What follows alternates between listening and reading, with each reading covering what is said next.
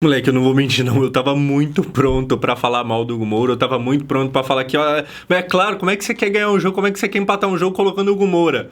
Ele vai lá e faz um gol e beija o escudo, ele cria do Flamengo. Vamos comentar isso aqui, porque assim, tá bom, é isso que a gente queria, o empate? Não é exatamente o empate que a gente queria.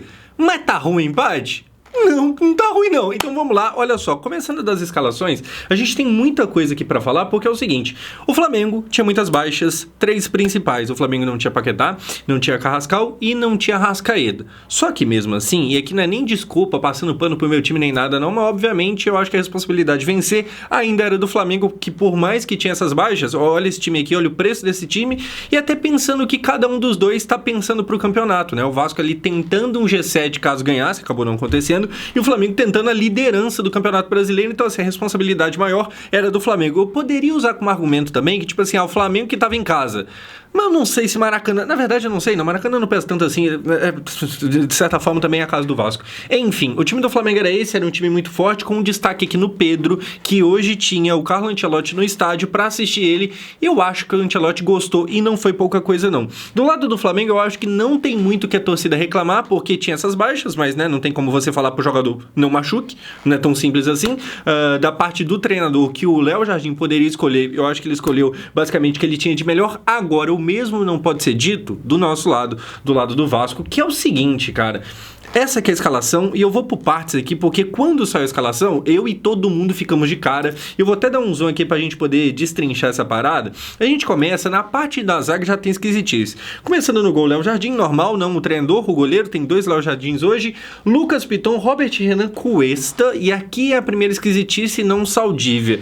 Assim, o Cuesta, eu acho que ele até termina fazendo um bom jogo, apesar de que teve um momento, o momento do cartão amarelo dele, ele bate no Pedro, no meio de campo, o Pedro de costas, é de uma idiotice, tá ligado? Pra que tomar amarelo nisso? Eu não sei. Mas enfim, Cuesta e Paulo Henrique. Até então, por mais que eu não sei se eu entraria com Cuesta, tudo bem, uma preferência ali e tal, ninguém ia estar rasgando os cabelos por causa disso, arrancando os cabelos por causa disso. No meio de campo, o que a gente tem é Barros, Rojas, que tem feito bons jogos, tá? A gente tem que falar do Rojas aqui, que é muito cobrado, porque é o camisa 10, que sucede o Coutinho e tal, pá, tem jogado muito bem. E Thiago Mendes, que na ausência do Andrés Gomes, é o melhor jogador do time. A ausência de quem? Agora a gente chega nesse ataque pavoroso. Cara, o que a gente tem aqui? Pumita de titular como atacante, como ponta, que nada mais é do que, na verdade, uma dobra de laterais. Então, quando saiu isso aqui, eu tava na expectativa de Adson, mas sendo justo, Adson talvez seria ofensivo demais para quem vai enfrentar o Flamengo. Então ele vai de Pumita, que é o artilheiro do Vasco no ano com 5 gols. O Pedro só no Brasileiro tem 8, o nosso artilheiro do time no ano tem 5.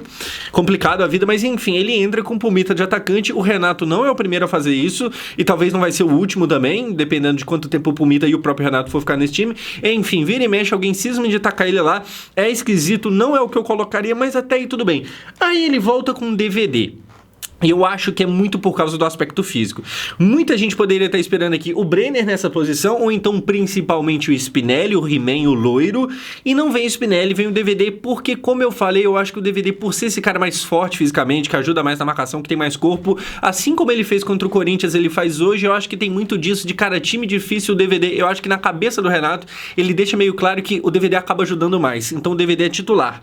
E aí, a maior esquisitice de todas, na outra ponta, o Brenner, que na verdade, antes de eu falar da ausência do Andrés Gomes, quando o jogo começou a rolar, tava exatamente dessa forma, só que aí o jogo foi se desenrolando e aí inverteu aqui as posições. O Brenner veio pro meio e o DVD veio pra ponta, o que é o ideal, porque pra mim o Brenner, como eu já falei aqui no canal, é claramente um chuta-chuta, e você colocar esse cara na lateral não faz sentido. Esse cara tem que estar perto da área, tem que estar no rumo do gol pra pegar e chutar, que é o que ele sabe fazer. Mas, se ele tá aqui, é porque o Andrés Gomes não tava. E aí, assim, eu falei do Thiago Mendes ser o melhor jogador em campo hoje, porque briga ele e o Andrés Gomes, e o Renato escolhe colocar o Andrés Gomes no banco. E eu vou ser bem sincero pra você, tá? Quando eu vi a escalação, eu fiquei xingando internamente o Renato aqui a vida toda, eu tava com ódio, até que veio a informação que, na verdade, o Andrés Gomes, ele não tava 100%, ele já não jogou na quinta-feira, na Sul-Americana, aquele jogo que a gente ganhou de 3-0, e aí parece que ainda hoje ele ainda tava com uma dificuldade, não tava 100% pronto, e por isso não começou de titular.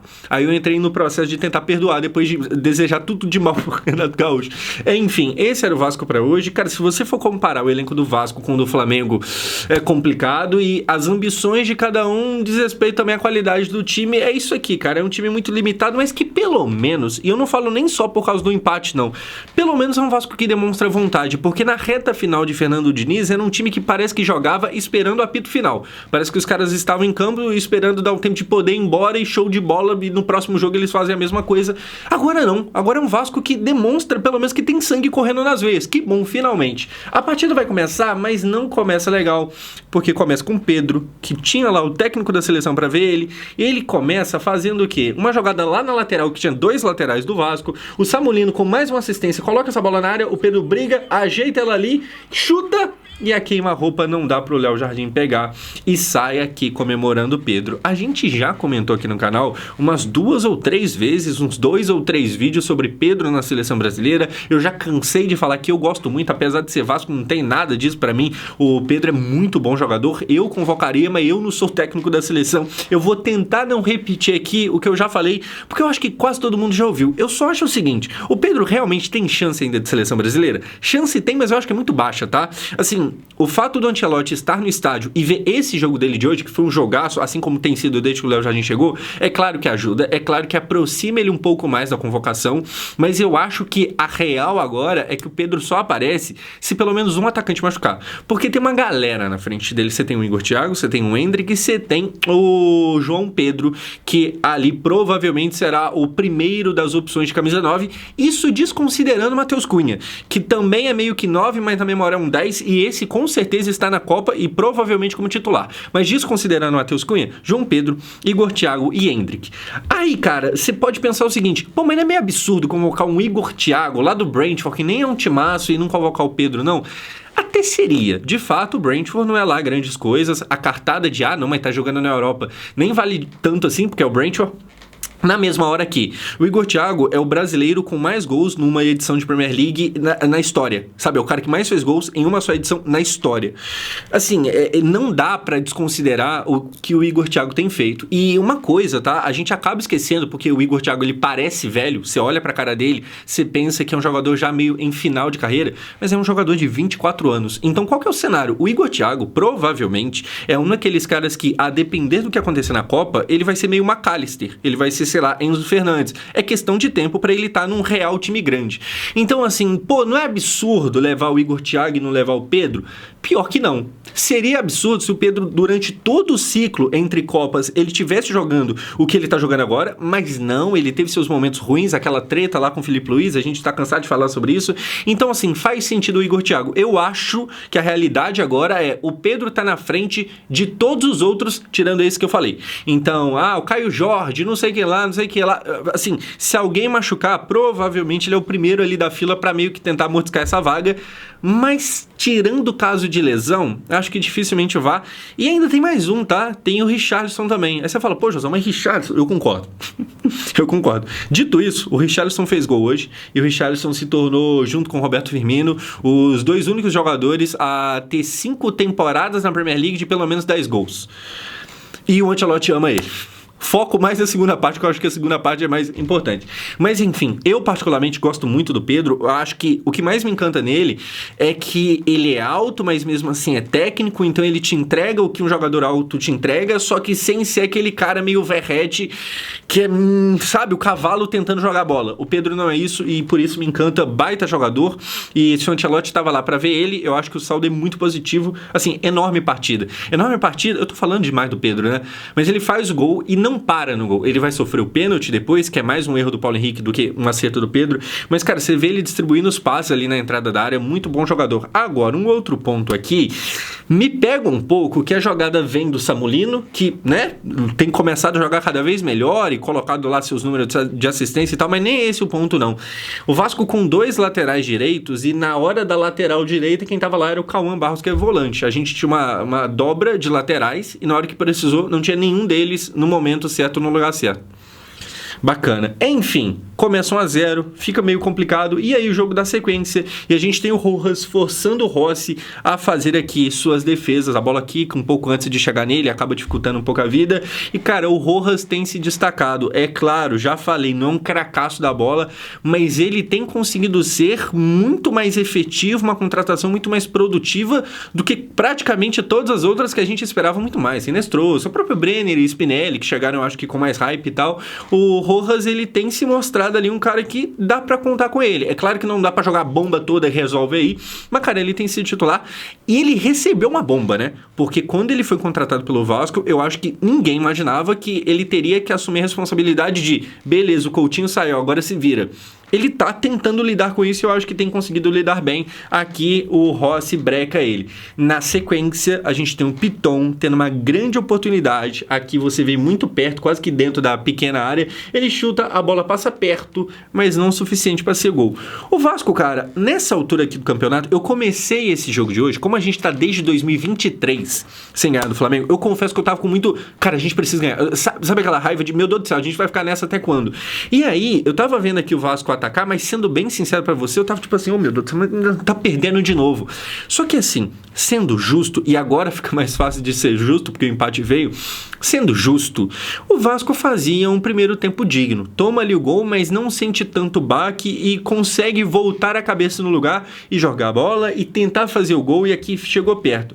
Pra na sequência, o Brenner me encheu um pouco a paciência. O que acontece aqui é o seguinte, o Flamengo meio que exposto, a zaga meio desmontada, uma bola recuperada quando eles estavam saindo, a gente recuperou e a gente teve essa oportunidade aqui, superioridade numérica, aí o Brenner vai lá e chuta essa bola.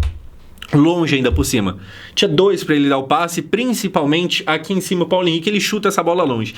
Assim, existe, além de uma falta de qualidade nos jogadores do Vasco, existe um outro problema que me incomoda bastante, que às vezes é uma tomada de decisão muito burra.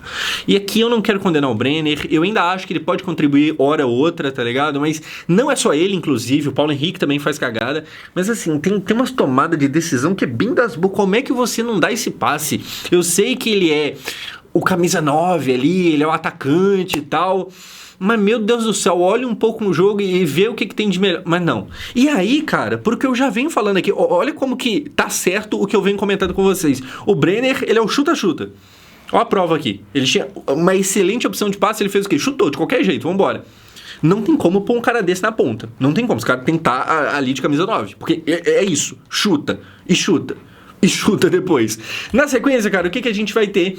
A gente tem o Paulo Henrique salvando uma bola, só que aquele lance que ele meio que solta a perna pra trás e consegue ajudar a evitar o gol ali. Então não dá pra dizer também, por mais que o Vasco estava bem no primeiro tempo, não dá pra dizer que só o Vasco estava bem, que só o Vasco tinha chance. Era um jogo bem aberto, um jogo bem legal, né, cara? Eu acho que pro flamenguista terminou com um clima de merda, porque, né, deixaram de vencer. Mas se você viu de forma neutra, se você não tava torcendo pra nenhum dos lados, porque a gente tá meio feliz porque ficou aquele empate com gosto de vitória e pros caras o contrário.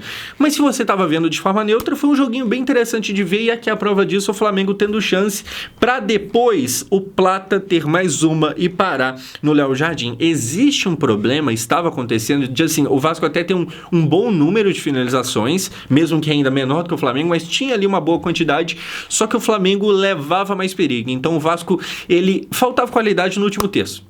É isso aí, e essa é uma forma bonita pra falar que o nosso ataque é meio ruim. É mais legal, é mais, né, bonito, aqui é mais polido eu falar que, não, no último terço o Vasco deixa um pouco... É um ataque meio ruim. O Flamengo chegava e levava mais perigo e exigia mais do nosso goleiro. 1-0 pra acontecer o que depois? O gol do Vasco, que não vale, DVD, tá impedido. E aí finalmente termina o primeiro tempo, que é um primeiro tempo de 1-0 pro Flamengo. O Flamengo ia ganhando o jogo, ia se aproximando do Palmeiras, porque tem isso também, o Palmeiras não venceu ontem o Santos, inclusive eu não sei como isso aconteceu, porque o Santos, meu Deus do céu, tudo que eu vi do Santos até agora, nossa, mas o jogo era muito importante para o Flamengo, que tenta mais uma vez o Campeonato Brasileiro conseguir se aproximar, e até então estava conseguindo aproximar. E aí os números que eu trago lá do Flash Score, o Flamengo vence no primeiro tempo no placar, na posse de bola também. Foram 56% de posse de bola para o Flamengo contra 44% do Vasco, então assim, é bem próximo ali, mas o Flamengo levava uma certa vantagem. Em finalizações, a gente tinha 6 para o Flamengo, 9 para o Vasco. Porém, As do Flamengo, 3 no gol, as do Vasco 2. Então é aquilo que eu conversei, o Vasco até criava um número e terminou o primeiro tempo até com um número maior de finalizações, mas a qualidade delas não era lá das melhores não. Aí, no segundo tempo, a gente na expectativa de, será que agora vai? Será que consegue o empate? E se conseguir o empate, será que consegue a virada? Porque, né, viramos alguns bons jogos aí nesse ano, só que na real, começa o segundo tempo e começa com uma cagada inacreditável. Josão, você achou pênalti? Indiscutivelmente pênalti. Não tenho o que pensar. E mais uma vez aqui, o Pedro, sem muito mérito, eu acho que aqui é mais uma cagada do Paulo Henrique do que um mérito exatamente do Pedro. Era uma jogada que o Pedro tinha meio que dominado essa bola errado, não ia dar em nada. O Paulo Henrique vai lá e indiscutivelmente pisa no pé do Pedro, um trava-língua aqui do nada, e o pênalti é marcado. O Wilton não viu na hora, mas, né, vai pro VAR. E aí, cara, me incomoda um pouco idiotice de jogador, tá? De novo eu falando disso. O que acontece?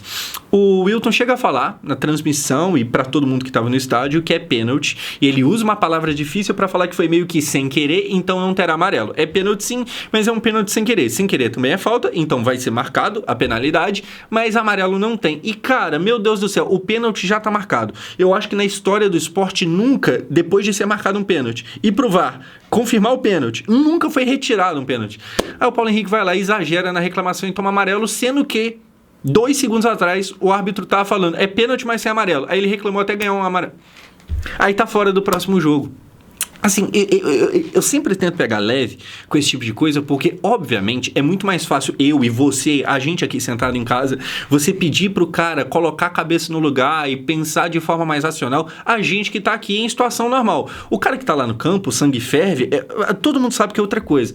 Mas, assim, não dá pro árbitro falar na sua cara, é pênalti, mas você não vai ganhar cartão, aí você reclama até ganhar cartão e fica de fora do próximo jogo.